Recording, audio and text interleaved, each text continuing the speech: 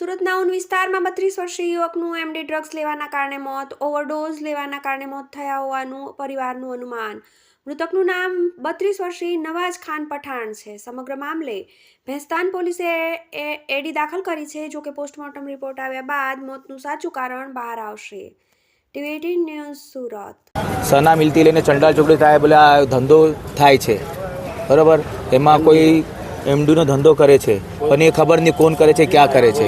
હા, પોલીસથી ગિનતી છે મારે કે તમે જો પકડો એ બંધ કરાવો। તમે છોકરો શું કામ કરતો હતો? છોકરાની રિક્ષા હતી, રિક્ષો ચલાવતો હતો। એ કેટલા દિવસથી વ્યસન કરતો હતો? એ તો ડ્રિંક કરતો હતો, બાકી આ જો વ્યસન કરતો એ હમણાં 20-25 દિવસથી કરતો હતો। એ અમને ખબર નથી, તો 19 તારીખે દવાખાને લઈ ગયા અમે લોકો સિટી મારે, અમને ખબર નહીં। એ તો માલુમ પડ્યો કે ભાઈ ડ્રગથી એની મોત થઈ ગઈ। તો અમે સરકારથી અપીલ કરે છે કે તમે આ બાજુનું ઓબ્જેક્શન ઉઠાવો ને એના માટે કુછ કરો, એને ઇન્સાફ દિલાવો। એની 3 લડકી છે ઓર એ ભાડાના ઘરમાં રહે છે।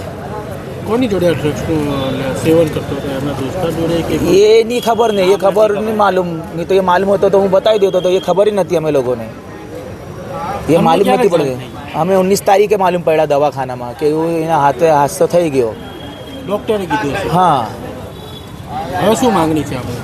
આ માંગણી કંઈ નથી, બસ ઇન્સાફ જોઈએ આપણે, ઓર કોઈ આ બંધ કરાવો।